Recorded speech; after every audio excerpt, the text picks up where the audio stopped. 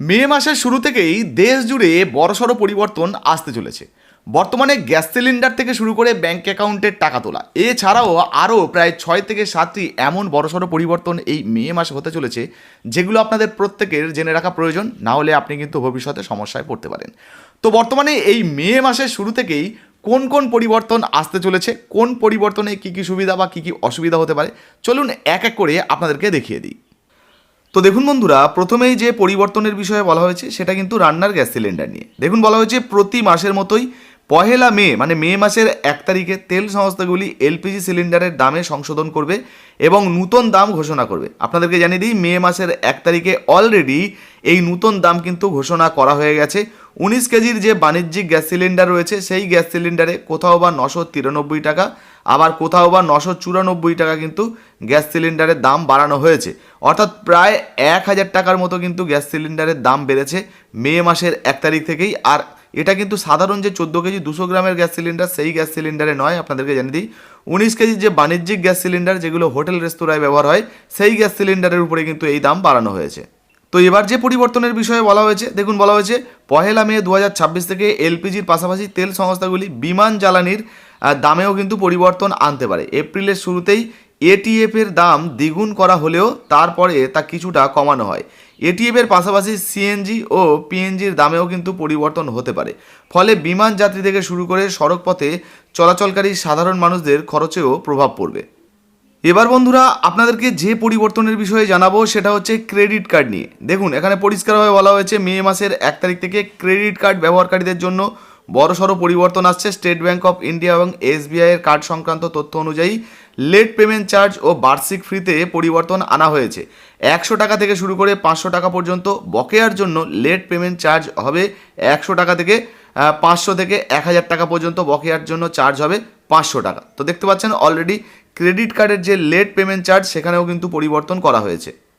এবারে যে পরিবর্তনের বিষয়ে আপনাদেরকে জানাবো বন্ধুরা, দেখুন বলা হয়েছে সাধারণ মানুষের নাগালের বাইরে চলে যাবে সোনা। কত টাকা পর্যন্ত বাড়তে পারে এই সোনার দাম জানালেন বিশেষজ্ঞরা। তো বুঝতে পারছেন এবার সোনার দাম কিন্তু আরও বেড়ে যাওয়ার সম্ভাবনা রয়েছে। তো বলা হয়েছে দেখুন, মার্কিন যুক্তরাষ্ট্র ও ইরানের সংঘাতের প্রভাব গোটা বিশ্বজুড়েই পড়েছে। এর ফলে ভারতের অর্থনীতিও টালমাটাল অবস্থায় পড়েছে। এর প্রভাব পড়েছে নিত্য প্রয়োজনীয় জিনিসের দামে। যে সমস্ত জিনিসপত্রগুলো বাইরে থেকে জাহাজের মাধ্যমে আসছে বা যে সমস্ত জিনিসগুলোকে আনতে হচ্ছে সেই সমস্ত জিনিসের দাম কিন্তু বেড়ে যাচ্ছে, যেখানে বাড়তি প্রবণতাও দেখা যাচ্ছে। সম্প্রতি এমন খবরও সামনে আসছে যে আগামী দিনে সোনার দাম আরও বাড়তে পারে। তো বুঝতে পারছেন সোনার দাম ভবিষ্যতে আরও বেড়ে যাওয়ার সম্ভাবনা রয়েছে, এমনটাই কিন্তু বিশেষজ্ঞরা জানাচ্ছেন। এবার যে পরিবর্তনের বিষয়ে আপনাদেরকে জানাবো সেটা হচ্ছে ডবল পরিষেবা বন্ধ হবে। আচ্ছা, কাদের জন্য বন্ধ হবে বা কেন বন্ধ হবে এই বিষয়ে কি জানানো হয়েছে? দেখুন, বলা হয়েছে সরকার গত মাসেই এক কড়া নির্দেশ জারি করেছিল, যেখানে স্পষ্ট বলা হয়েছিল যেসব বাড়িতে পাইপ দিয়ে রান্নার গ্যাস অর্থাৎ পিএনজি যাচ্ছে তারা আর সাবসিডি পাওয়া ঘরোয়া এলপিজি সিলিন্ডার রাখতে পারবেন না। অর্থাৎ বুঝতে পারছেন, ধরুন পিএনজির মাধ্যমে যে পাইপ লাইনের মাধ্যমে রান্নার গ্যাস পিএনজি গ্যাস আপনাদের বাড়িতে আসছে রান্না করার জন্য, যদি আপনারা এই সুবিধা পেয়ে থাকেন তাহলে কিন্তু ঘরোয়া যে এলপিজি গ্যাস সিলিন্ডার যেটা ভর্তুকিযুক্ত গ্যাস সিলিন্ডার সেই গ্যাস সিলিন্ডার আপনি কিন্তু আর বাড়িতে রাখতে পারবেন না। সেটাকে কিন্তু আপনাকে স্যারেন্ডার করতে হবে বা আপনার কানেকশান কিন্তু বাতিল করে দেওয়া হবে। পেট্রোলিয়াম আর প্রাকৃতিক গ্যাস মন্ত্রক 14ই মার্চ প্রয়োজনীয় পণ্য আইন অনুযায়ী পুরো নিয়মে বদল এনে এটা বাধ্যতামূলক করেছে যে যদি আপনার কাছে পিএনজি কানেকশান থাকে তাহলে আপনাকে আপনার ঘরোয়া যে এলপিজি কানেকশান সঙ্গে সঙ্গে স্যারেন্ডার করতে হবে, যেটা আগেই বলছিলাম। এই সিদ্ধান্তের পিছনে বড় কারণ হলো সারা বিশ্বে চলা এনার্জি সংকট, যার জন্য সরকার চায় পিএনজির ব্যবহার বাড়ুক আর এলপিজি সিলিন্ডারের উপর চাপ কমুক।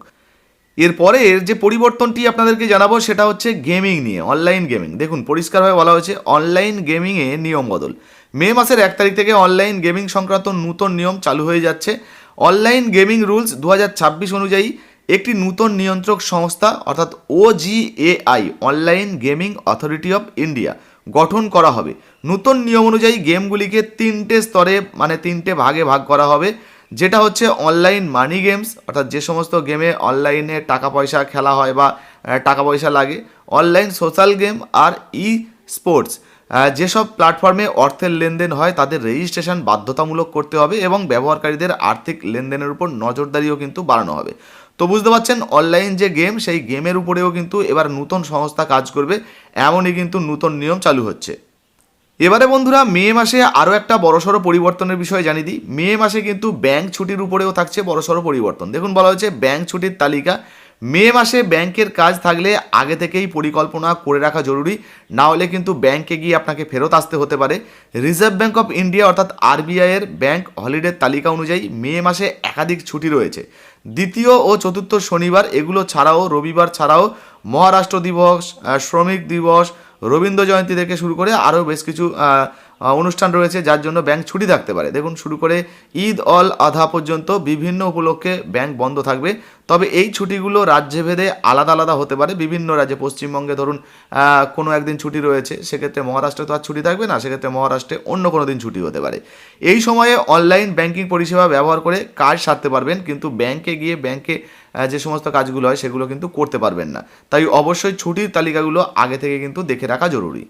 বন্ধুরা এই সমস্ত পরিবর্তনগুলির পাশাপাশি আপনারা যদি মে মাসে অনলাইনে ট্রানজ্যাকশন করতে যান সেক্ষেত্রেও কিন্তু বড়সড় পরিবর্তন রয়েছে। দেখুন বলা হচ্ছে ইউপিআই ট্রানজ্যাকশন দেশে ডিজিটাল লেনদেন দ্রুত বাড়ছে এবং সেই সঙ্গে সাইবার জালিয়াতির ঘটনাও বেড়েছে। এই পরিস্থিতিতে ইউপিআইতে বড় অঙ্কের লেনদেনের ক্ষেত্রে কিছু পরিবর্তন আনা হয়েছে। পহেলা মে থেকে অর্থাৎ মে মাসের 1 তারিখ থেকে বড় অঙ্কের ইউপিআই লেনদেনে অতিরিক্ত ফিচার যুক্ত হয়েছে। এর মধ্যে নতুন অথেন্টিকেশন প্রক্রিয়াও রয়েছে, ফলে পেমেন্ট করার সময় অতিরিক্ত ধাপ পার করতে হবে। অর্থাৎ আপনি ভাবছেন যে আপনি কাউকে 5,000 বা 10,000 বা 25-30 হাজার টাকা পাঠাবেন, সেক্ষেত্রে কিন্তু অতিরিক্ত ধাপ আপনাকে পার করতে হবে, তবেই কিন্তু আপনি টাকা পাঠাতে পারবেন। অর্থাৎ বড় অঙ্কের টাকা ট্রান্সফার করতে গেলে কিছুটা সময় বেশি লাগতে পারে এবং প্রক্রিয়ার মধ্য দিয়ে যেতে হতে হবে। কারণ বন্ধুরা এই মুহূর্তে যে জালিয়াতি চলছে সেই জালিয়াতিকে যাতে রোখা যায়, জালিয়াতি যাতে কম করা যায়, সেই জন্যই কিন্তু একের পর এক নতুন ফিচার চালু করা হচ্ছে। তো দেখতে পেলেন বন্ধুরা 2026 সালের এই মে মাসে কিন্তু একাধিক বড়সড় পরিবর্তন আসতে চলেছে, যেগুলো নিয়ে বিস্তারিত আলোচনা আপনাদের সামনে করলাম। তো এই সমস্তগুলির মধ্যে কোনটা আপনার সবথেকে বেশি কাজের মনে হয়েছে অবশ্যই নিচে কমেন্ট বক্সে কমেন্ট করে জানাবেন। ভিডিও ভালো লাগলে লাইক দিয়ে শেয়ার করে দেবেন। ফেসবুক থেকে দেখছেন এখনও পর্যন্ত আমাদের ছোট্ট পেজটিকে ফলো করেননি, অবশ্যই ফলো করে পাশে থাকবেন। আর হ্যাঁ, লাইক দিয়ে শেয়ার করতে ভুলবেন না। ইউটিউব থেকে দেখছেন এখনও সাবস্ক্রাইব করেননি, অবশ্যই সাবস্ক্রাইব করে ভিডিওটা কিন্তু শেয়ার করে দেবেন। ধন্যবাদ।